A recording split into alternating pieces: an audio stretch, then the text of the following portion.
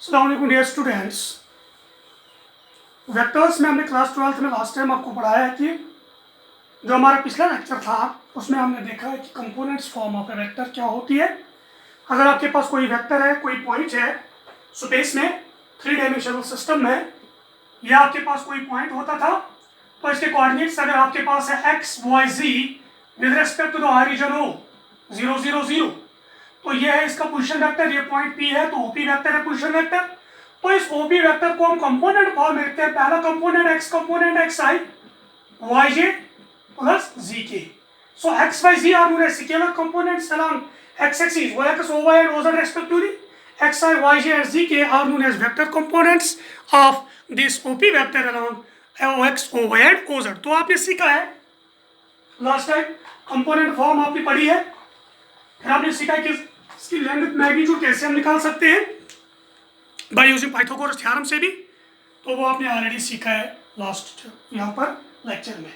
अब आज जो हमें करना है यहाँ पर, अगर आपके पास वेक्टर है, ये कंपोनेंट फॉर्म में है, 2 वेक्टर है कंपोनेंट फॉर्म में आपके पास है, तो इन वेक्टर्स को सम कैसे करते हो आप कंपोनेंट फॉर्म में?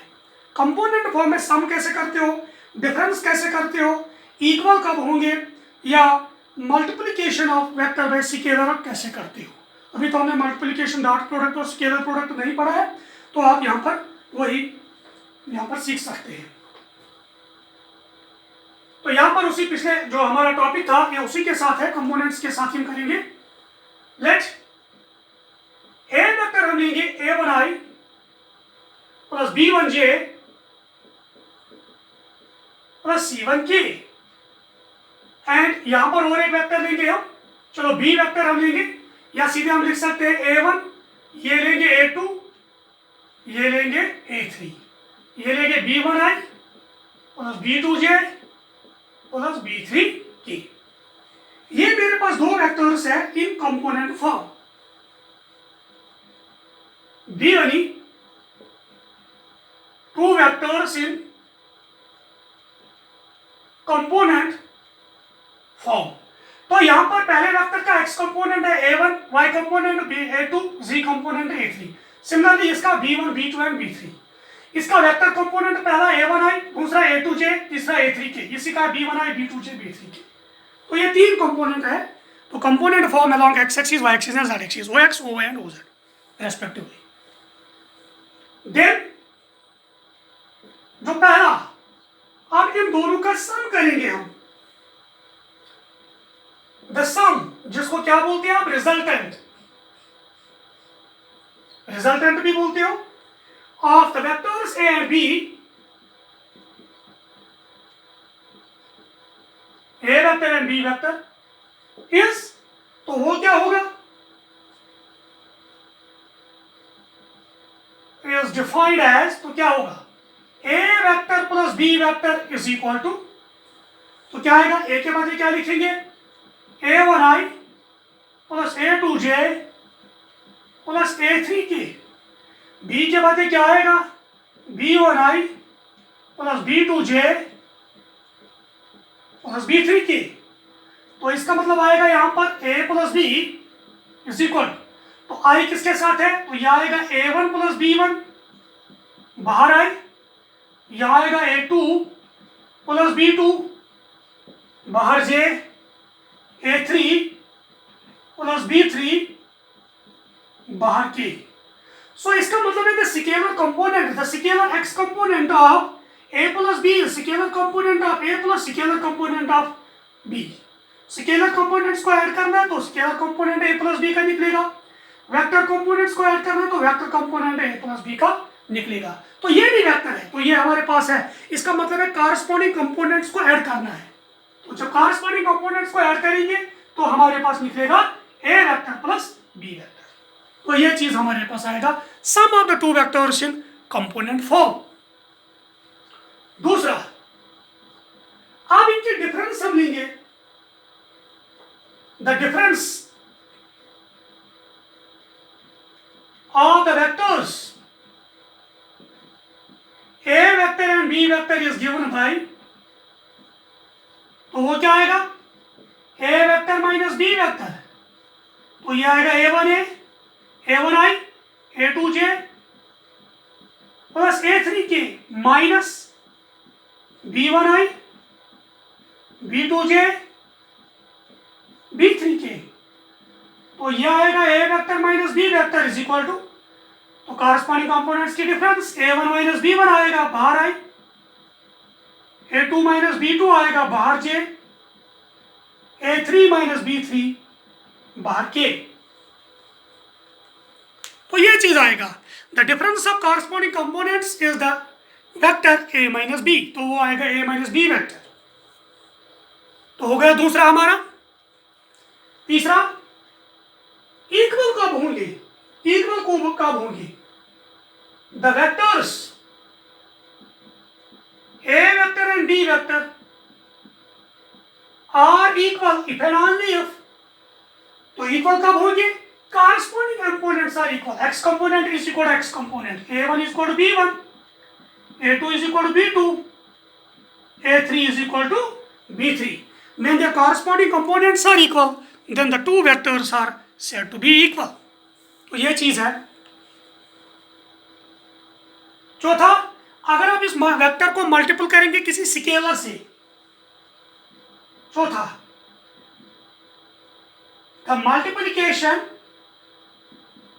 of vector A by scalar lambda is given by, तो क्या आएगा, lambda A वेक्टर, तो lambda A वेक्टर के बदले A1i plus A2j plus A3k, तो यह आएगा lambda A1i lambda A2j lambda A3k। सो कॉरस्पॉन्डिंग कंपोनेंट्स को मल्टीपल करना है स्केलर से। जब कॉरस्पॉन्डिंग कंपोनेंट्स को मल्टीपल करेंगे स्केलर से, तब तो क्या हो जाएगा, तो हमारे पास नया वेक्टर बनेगा लैम्डा ए वेक्टर। तो ये हमारे पास है। तो ये चीज आपने सीखा है यहाँ पर कि अगर हमारे पास दो वेक्टर्स है कंपोनेंट फॉर्म में, तो कंपोनेंट फॉर्म में उनको कैसे ऐड करेंगे, कंपोनेंट फॉर्म में उनको कैसे डिफरेंस करेंगे, कंपोनेंट फॉर्म में उनको एक स्केलर से कैसे मल्टीपल करेंगे। Multiplication scalar and dot product वो अभी नहीं पढ़ा हमने, वो उसके बाद पढ़ना है। तो वो चीज़ हमारे पास है यहाँ पर।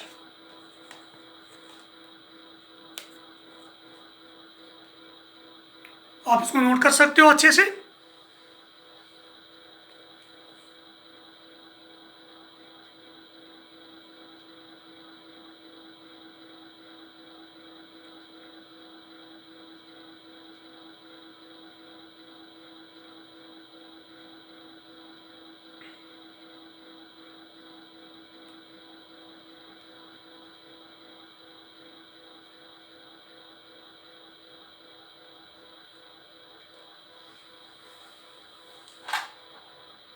ठीक है, तो अब हम यहाँ पर दिखाएंगे कि अगर आपके पास दो वेक्टर्स है कंपोनेंट फॉर्म में, तो कोलिनियर कब होंगे वो। अगर दो वेक्टर्स कोलिनियर है कंपोनेंट फॉर्म में, तो क्या कंडीशन है वो करेंगे हम यहाँ पर। Collinearity of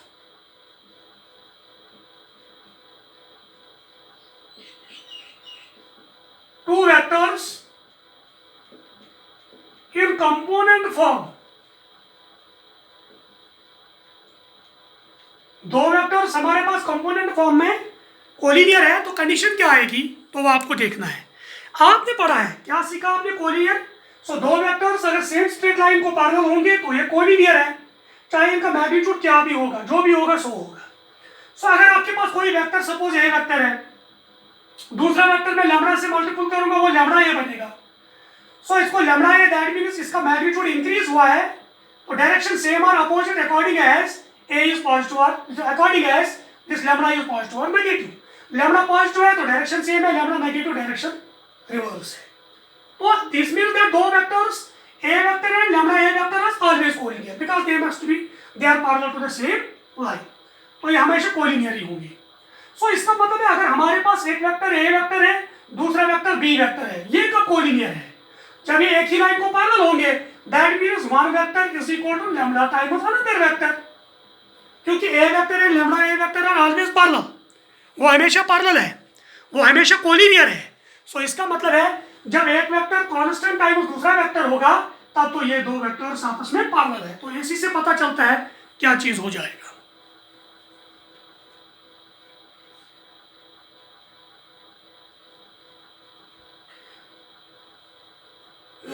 Since A vector and lambda A vector are always collinear, where lambda is a scalar, तो ये हमेशा collinear है। Thus, the two vectors, कौन vectors?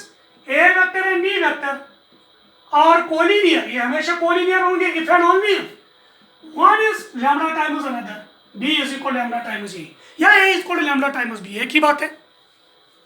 तो ये होगा, अगर कंपोनेंट फॉर्म में दो वेक्टर होंगे, if A vector is equal to A1I plus A2J plus A3K and B vector is equal to B1I plus B2J plus B3K are the two vectors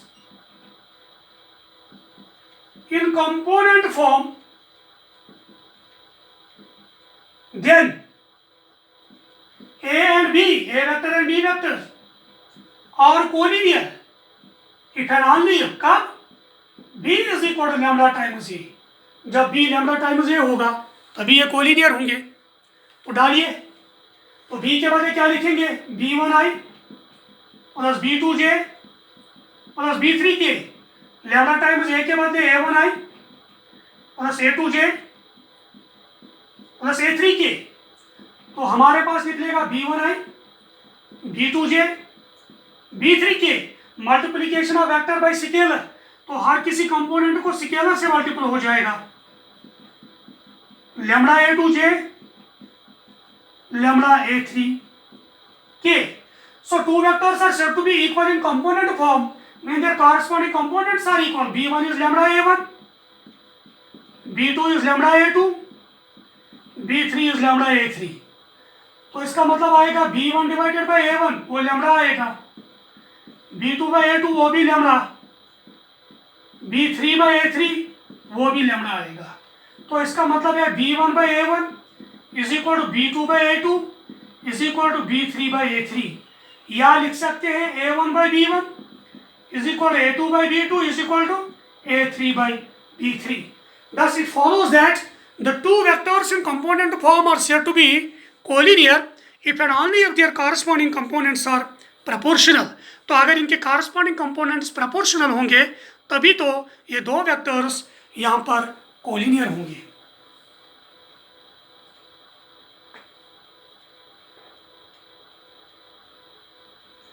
Thus, it follows that the two vectors A vector and B vector in component form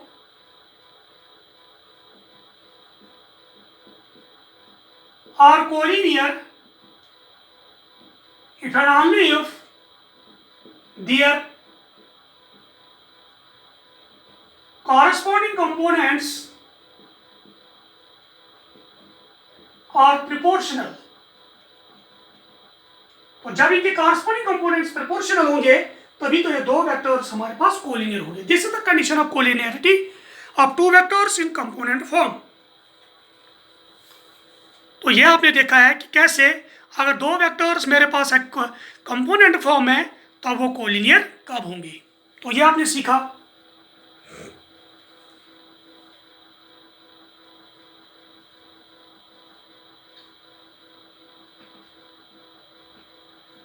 तो यहां पर एक note लिखेंगे हम। Note, अगर मेरे पास ये ए vector है A1I plus A2J plus A3K, that means ये इसका पोजीशन वेक्टर है, ये ए वेक्टर है, तो ये A1I A2J A3K, तो इसके टॉप जो यहाँ पर है, तो यहाँ पर फाइनल पॉइंट है, उसके कोऑर्डिनेट्स होंगे A1 A2 एंड A3। तो यही A1 A2 एंड A3 इनको क्या बोलते हैं? डायरेक्शन रेशोस, जो मैंने लास्ट टाइम आपको बताया। सो अगर कोई वेक्टर कंपोनेंट फॉर्म है A1I plus A2J plus A3 के, जैसे मैंने बोला आपको XI प्लस YJ प्लस ZK, then A1 A2 A3 are known as direction ratios of a vector. Then A1 A2 and A3 are called the direction ratios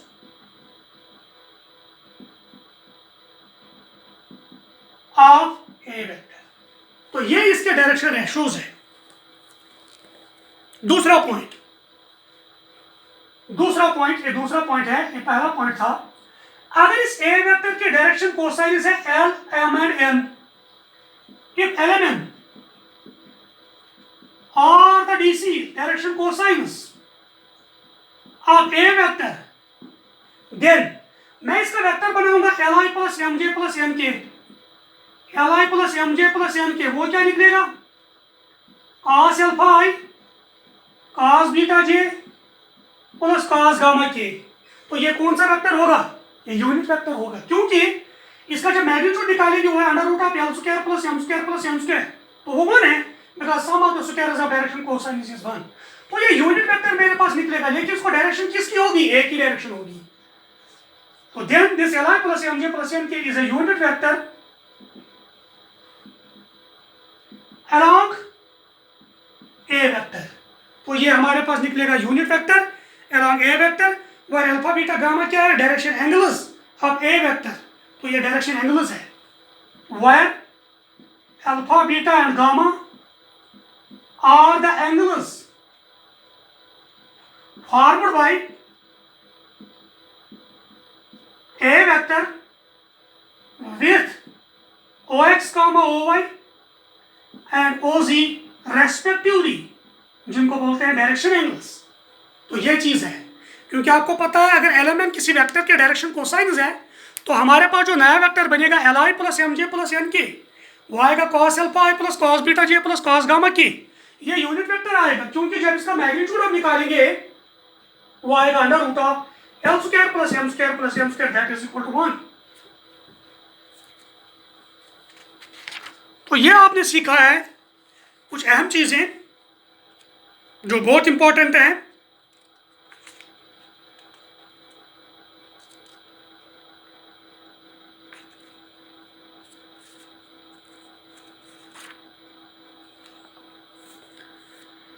इसको note कर सकते हो अच्छे से।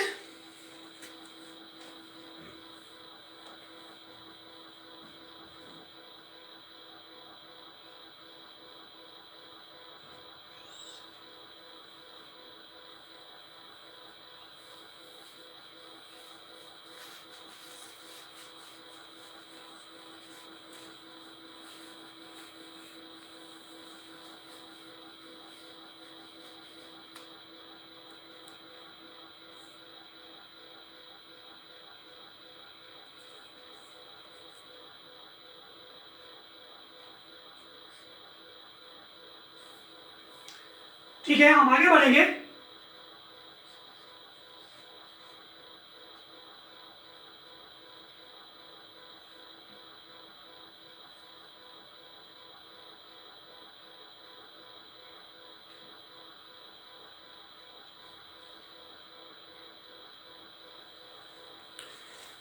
हम यहां पर नया एक आर्टिकल करेंगे, वेक्टर ज्वाइनिंग टू पॉइंट्स। अगर आपके पास दो पॉइंट्स को एक वेक्टर ज्वाइन करता है तब वो वेक्टर क्या निकलेगा? सिंपली फॉर एग्जांपल, अगर मेरे पास कोई पॉइंट यहां पर है कोई पॉइंट P1, इसके कोऑर्डिनेट है x1 y1 z1, और यहां पर है कोई पॉइंट P2, इसके कोऑर्डिनेट है x2 y2 z2। तो आपको ये P1 P2 वेक्टर क्या होगा ये आपको निकालना है। तो ये क्या होगा आपको दिखाना है। सिंपल है, दो पॉइंट्स हमारे पास स्पेस में है, हम इनके पोजीशन वेक्टर्स लेंगे, इसका भी पोजीशन वेक्टर लेंगे, इसका भी पोजीशन वेक्टर लेंगे। चलो ये ऑरिजिन है, तो एक्स एक्सिस यहां पर है, एक्स एक्सिस OX, ये आएगा OY, ये आएगा OZ। तो इसका पोजीशन वेक्टर आएगा OP1, इसका पोजीशन वेक्टर आएगा OP2। OP1 भी आया और OP2 भी हमारे पास आया है इसका पोजीशन वेक्टर। तो आपको पता है I cap is a unit vector along X axis, J cap is a unit vector along Y axis, k cap is a unit vector along z axis. तो ये आपको पता है ये चीज। तो दो पॉइंट्स आपके पास है स्पेस में, x1 y1 z1 and x2 y2 z2। तो हमारे पास एक वेक्टर बनता है p1 p2 joining the points p1 and p2। तो ये चीज मेरे पास है, मैं जाऊंगा ट्रायंगल ऑफ वेक्टर्स इस्तेमाल करूंगा। तो लेट p1 जो हमारे पास पॉइंट है वो है x1 y1 z1 and p2 जो पॉइंट है वो है x2 y2 z2। be any two points in space having position vectors on OP1 and OP2 respectively। तो ये हमारे पास है। मैं करूंगा इस्तेमाल इसमें triangle of vectors. Then by triangle of vectors in triangle OP1 P2। तो आर्डर में कौन कौन है? OP1 vector plus P1 P2 vector, ये आर्डर में है, is equal initial to final OP2 vector. तो मुझे किसकी जरूरत है? मुझे P1 P2 वेक्टर की जरूरत है। तो वो आएगा OP2 vector minus OP1 vector. तो लास्ट टाइम भी मैंने आपको बताया था, अगर आपको पता है AB वेक्टर वो क्या आएगा? OB vector minus OA vector, position vector of final point B minus position vector of A। तो similarly P1 P2 vector, position vector of P2 vector minus position vector of P1 vector. तो यही निकलता है, आप देख सकते हो। So this सिंपलाइज P1 P2 vector. What is OP2 vector? OP2 vector का पोजीशन वेक्टर क्या आएगा? x2i plus y2j plus z2k। x2i plus y2j plus z2k minus OP1 vector का पोजीशन वेक्टर क्या आएगा? वो आपने सीखा है पोजीशन वेक्टर कैसे निकालते हैं कंपोनेंट फॉर्म में। x1i y1j z1k। तो ये आएगा। तो सिंपली हम निकाल सकते हैं P1 P2 vector difference of to vectors in component form x2 minus x1i plus y2 minus y1j plus z2 minus z1k। तो ये मेरे पास आएगा P1 P2 वेक्टर। सिंपली वो आएगा इसका x2 minus x1i y2 minus y1j z2 minus z1k। तो इस तरीके से आप निकाल सकते हो वेक्टर ज्वाइनिंग टू पॉइंट्स। तो अगर इसका मैग्नीट्यूड भी आप निकालोगे यही, also magnitude of P1 P2 vector वो आएगा under root of x component square y component square और z2 माइनस z1 स्क्वायर। तो यही तो मैग्नीट्यूड आप निकाल सकते हो ऐसे ही। तो यही हम एक्चुअली पोजीशन वेक्टर में भी करते हैं। तो आपका पॉइंट यहां पर होता था, यहां पर है पॉइंट, इसके coordinate x y z with respect to the origin और 0 0 0। तो ये भी हमारे पास बन गया वेक्टर ज्वाइनिंग टू पॉइंट्स। तो इसी आर्टिकल के हिसाब से इसको भी निकाल सकते हैं। x minus 0i y minus 0j z minus 0k। तो वही आता है xi yj zk। तो वही आता है। तो ये तो मैग्नीट्यूड भी यही निकलेगा under root of x square plus y square plus z square. तो इस तरीके से अगर दो पॉइंट्स को, यहाँ पर एक लाइन सेगमेंट हमारे पास है, एक वेक्टर है, दो पॉइंट्स को ज्वाइन करता है, तो वो वेक्टर क्या निकलेगा? वो है simply x2 minus x1i y2 minus y1j z2 minus z1k। तो इस तरीके से आप आसानी से निकाल सकते हो वेक्टर ज्वाइनिंग टू पॉइंट्स। बहुत सिंपल है, बहुत आसान है। तो आप इसको नोट कर सकते हो।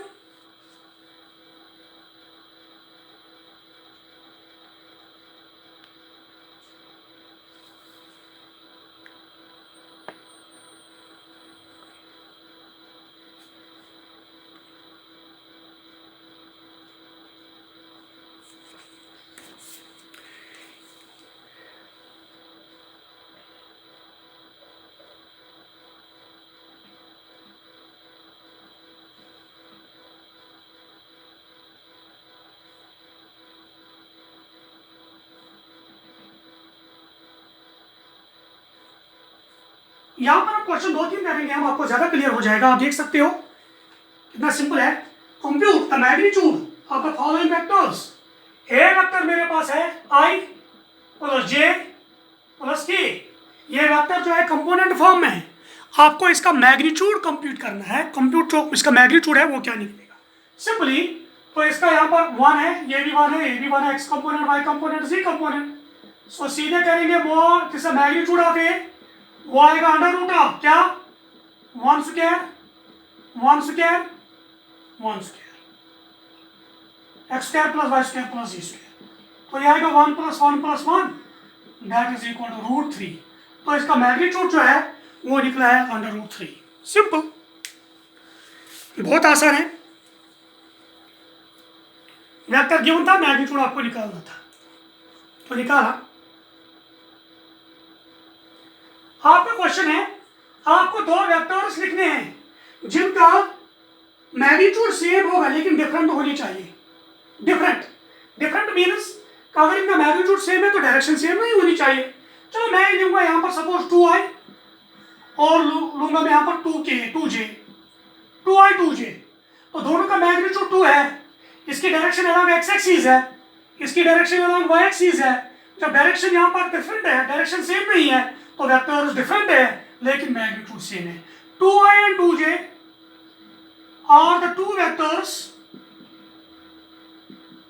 having same magnitude। इनका मैग्नीट्यूड सेम है बट आर डिफरेंट। ये दोनों डिफरेंट है, डायरेक्शन सेम नहीं है। तो सिंपल है। सिमिलरली आपको बताना है दो डिफरेंट वेक्टर्स जिनका डायरेक्शन सेम है, डायरेक्शन सेम है लेकिन डिफरेंट होनी चाहिए, इसका मतलब मैग्नीट्यूड सेम नहीं होगा। चलो अगर मैं और एक लूंगा 2i, एक लूंगा 2i, लेकिन मुझे डायरेक्शन सेम नहीं है, मैं लूंगा 3i। 2i एंड 3i दोनों की डायरेक्शन सेम है, मैग्नीट्यूड सेम नहीं है, डिफरेंट है। आर टू डिफरेंट वेक्टर्स, खाली एग्जांपल आपको लेनी है। Are two different vectors having same direction, direction along different vectors है जिनकी क्या होनी चाहिए, डायरेक्शन सेम होनी चाहिए। तो 3i है, having same direction, direction same है, मैग्नीट्यूड सेम नहीं है, तो डिफरेंट वेक्टर्स है लेकिन डायरेक्शन सेम है। अलॉन्ग एक्स एक्सिस दोनों का आई है। तो क्वेश्चन बहुत सिंपल है, बहुत आसान क्वेश्चन है। सिमिलरली आपके पास क्वेश्चन है, दो वेक्टर्स आपके पास इक्वल है। Here 2i + 3j equal to किसके बराबर है, xi + yj। आपको x एंड y निकालना है। सो सिंपली यहाँ पर दो ही कंपोनेंट्स है i and j, this means x axis and y axis. तो ये वेक्टर है, ये प्लेन में है, ये स्पेस में नहीं है क्योंकि इसका जो z कोऑर्डिनेट है वो एब्सेंट है। सो यहाँ पर देख सकते हो two vectors in component are said to be equal, और said to be equal and their corresponding components are equal. 2 is equal to x, 3 is equal to y। तो x निकलेगा 2, y निकलेगा 3। तो ये हो गया।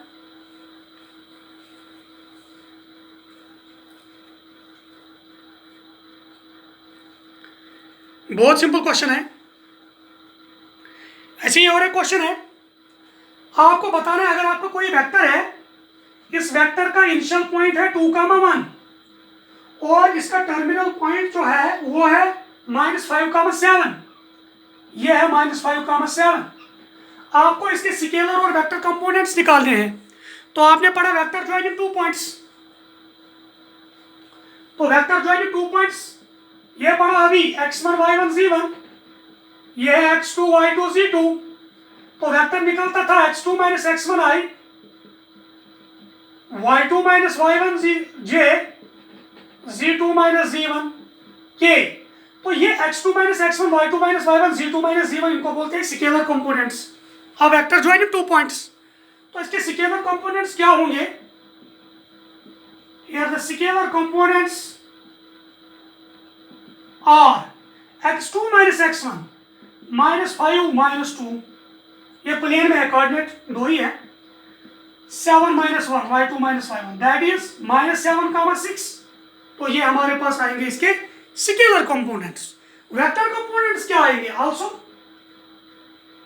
इट इज वेक्टर कंपोनेंट्स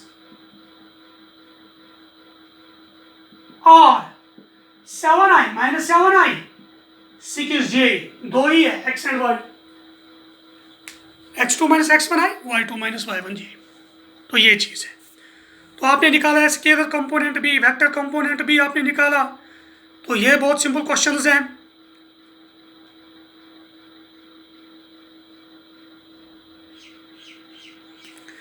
और एक क्वेश्चन ऐसे ही है,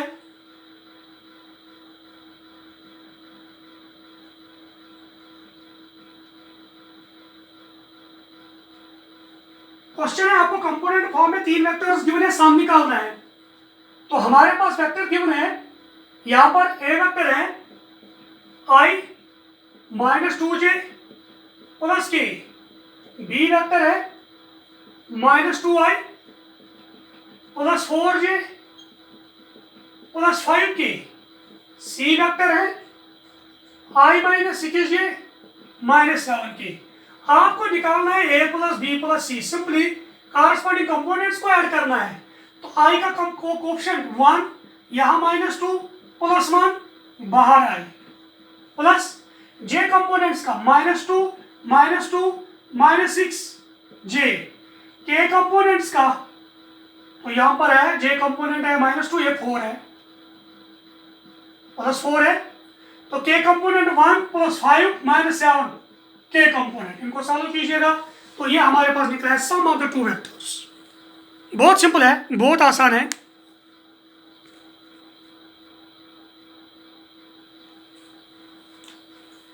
और एक क्वेश्चन है ऐसी, आपके पास एक वेक्टर गिवन है, ए वेक्टर, वो है i plus 2j plus 2k। आपको इस ए वेक्टर की डायरेक्शन में निकालना है एक यूनिट वेक्टर। तो यूनिट वेक्टर क्या होता है, एक है वो है A vector divided by mod A vector, तो A vector divided by magnitude. तो ये चीज है। तो क्या करेंगे, तो मुझे मैग्नीट्यूड की जरूरत है, देयरफॉर मैग्नीट्यूड इसका है under root of 1 square 2 square 2 square, तो आएगा under root of 1 plus 4 plus 4 under root of 9, that is equal to 3। Therefore, unit vector in the direction of a vector कौन है, a vector divided by magnitude a vector। तो a vector मेरे पास है i plus 2j plus 2k, whole divided by magnitude क्या है 3, तो 1/3i 2/3j 2/3k। तो ये मेरे पास आएगा, ये है vector in the direction of this unit vector in the direction of given vector, जो बहुत सिंपल है, बहुत आसान था। जो आर्टिकल्स हमने पढ़े हैं तो इन्हीं को हमने यूज़ किया है। तो इंशाल्लाह नेक्स्ट टाइम आपके साथ और आगे बढ़ेंगे और वेक्टर्स पे आगे जाएंगे, सेक्शन फॉर्मूला करेंगे, कुछ एक्सरसाइज और करेंगे। तो फिलहाल तो आज के लिए इतना ही। Thank you very much.